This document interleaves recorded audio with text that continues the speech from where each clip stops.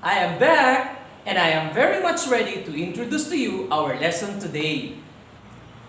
I am Teacher Ronald and let me start by asking you these questions. Was it easy or difficult to face the new normal education? Of course, each of us has its own ways of dealing with this change. How do you go over with the modules that you have received? You're right. You just have to come up with a plan in order to finish answering those modules. It's challenging, isn't it? Stay through with our topic today, which is to solve multi-step problems involving multiplication and addition or subtraction of decimals. And of course, in order to arrive at the correct answer, you need to manifest patience in doing things at all times. Let us take first this word problem. I buy 5 sandwiches at 5 pesos and 50 centavos each. I have a 2 pesos and 50 centavos discount because I have a coupon. How much do I spend altogether? Before stepping up to solve the problem, you need to focus, slow down, and check how you understand the problem. Be sure that you know what is being asked, what you already know from the problem, and what you need to know in order to solve the question being asked. When we talk about a two-step word problem, it is a word problem that requires two operations to solve it. AGONSA or AGONSA is the acronym for the steps in performing a mathematical operation, most commonly addition and subtraction. It starts from ask, given, operation, number sentence, solution, then answer.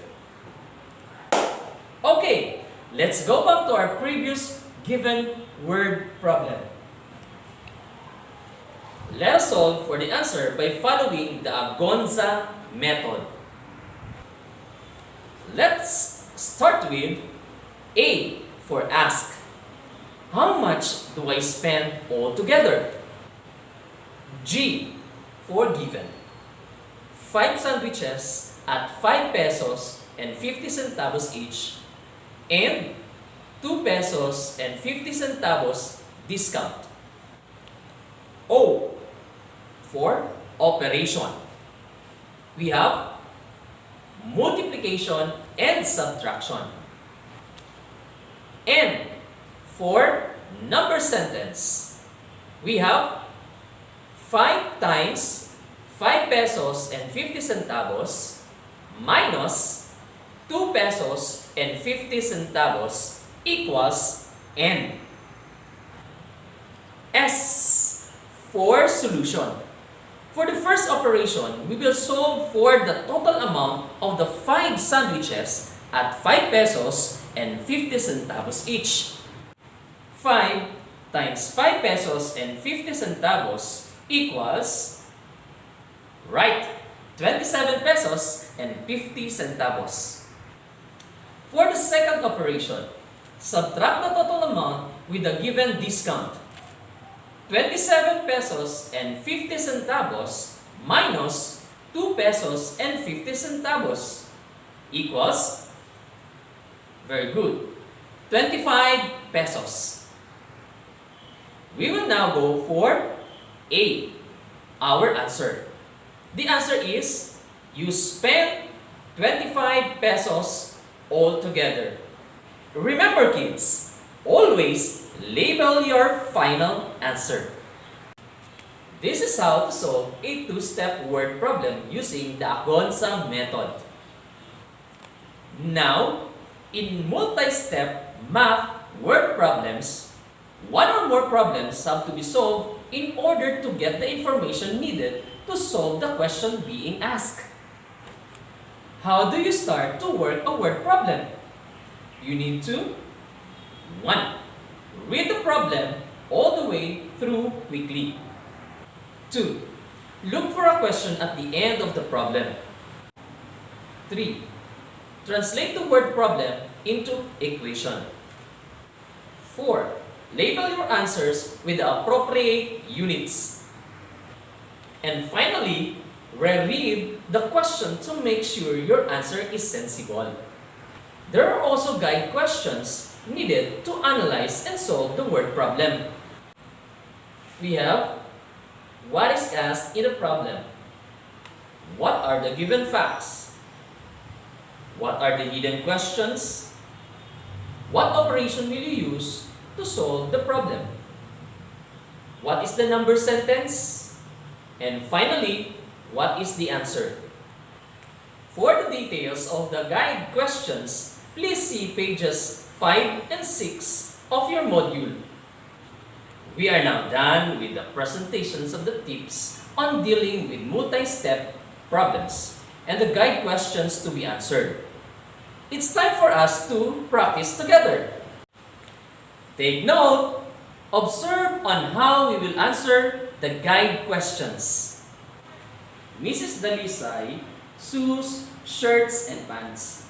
She needs 1 and 25/100 meter for the blouse and 1 and 35/100 meter for the skirt.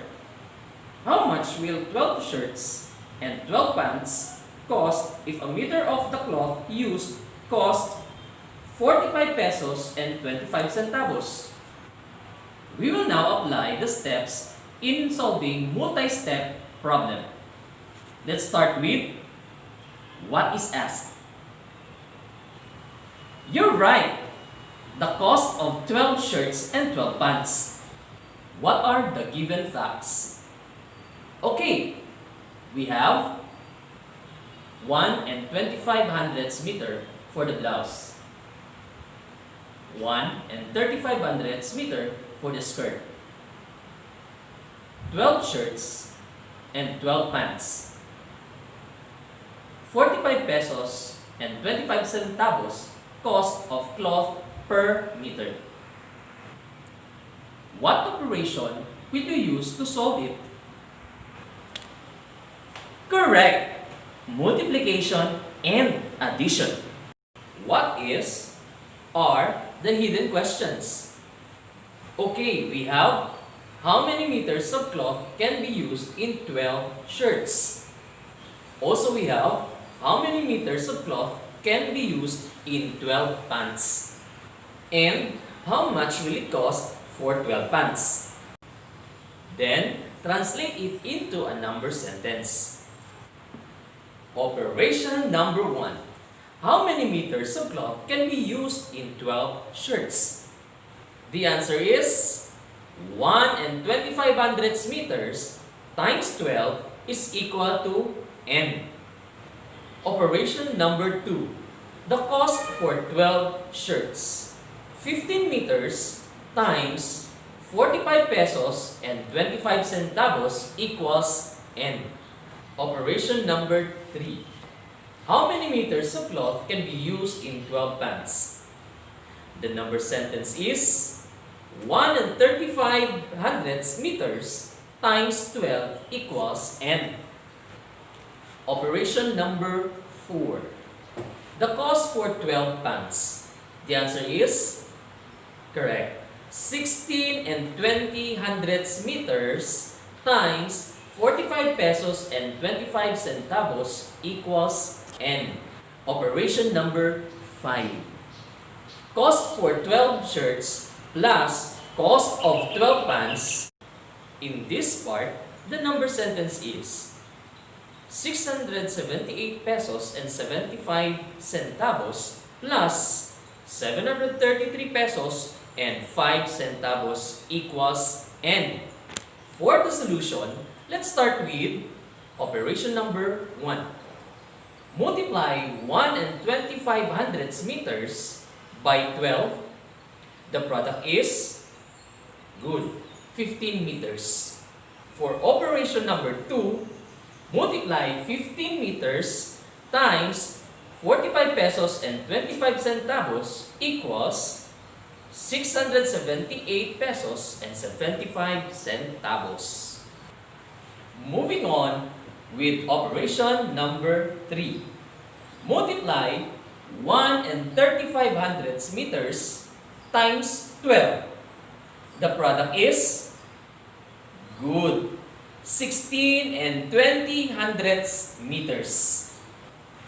Next, operation number 4. Multiply 16 and 20 hundredths meters by 45 pesos and 25 centavos. The answer is very good. 733 pesos and 5 centavos. And finally, operation number 5. Add 678 pesos and 75 centavos plus 733 pesos and 5 centavos. The sum is, great job, 1,411 pesos and 80 centavos. So, the cost of 12 shirts and 12 pants is 1,411 pesos and 80 centavos. Are you having a hard time? I feel you, but you should not be. You just need enough, or I should say, long patience to fully understand and love what you are doing. Okay, let's answer another one. Still, we will do it together. Abby bought 2 drawing books at 48 pesos and 50 centavos each, and a pad paper at 30 pesos and 75 centavos. If her money was a 200 peso bill, how much was her change? What does the problem ask for? Okay, the change of her 200 peso bill. What are the given facts? Correct. 2 drawing books at 48 pesos and 50 centavos each. A pad paper at 30 pesos and 75 centavos. Abby's money, 200 peso bill. What operation or operations will you use to solve it? Correct. Addition, subtraction, and multiplication. What is or are the hidden questions? We have, how much will it cost for 2 drawing books? We also have, how much will it cost for 2 drawing books and a pad paper? We will now translate it into a number sentence. For operation number 1, the cost of 2 drawing books. 2 times 48 pesos and 50 centavos equals N. Operation number 2. The cost of 2 drawing books and a pad paper. 97 pesos plus 30 pesos and 75 centavos equals N. Operation number 3. Change of the 200 peso bill. 200 pesos minus 127 pesos and 75 centavos equals N. Let us now show the solution. Operation number 1. Multiply 2 by 48 pesos and 50 centavos. The product is, yes, 97 pesos. Operation number 2. Add 97 pesos and 30 pesos and 75 centavos. The sum is, correct, 127 pesos and 75 centavos. Finally, for operation number 3, subtract 127 pesos and 75 centavos from 200 pesos. The difference is, good job, 72 pesos and 25 centavos. So, the change of Abby's money was 72 pesos and 25 centavos. Congratulations! You have gone this far. Now, it's your turn to exercise what you have learned from our discussions today. I want you to solve this given word problem in 2 minutes. Shane bought 1 and 5/10 kilos of beef at 240 pesos a kilo. 4 packs of butter for 22 pesos and 50 centavos each pack, and 3 loaves of bread at 25 pesos and 50 centavos a loaf. She had 1,000 pesos. How much was left of her money after paying? Follow these steps to arrive with the correct answer. What is asked? What are the given facts? What are the hidden questions? What operations to be used? What is the number sentence? Solution, and finally, the correct answer.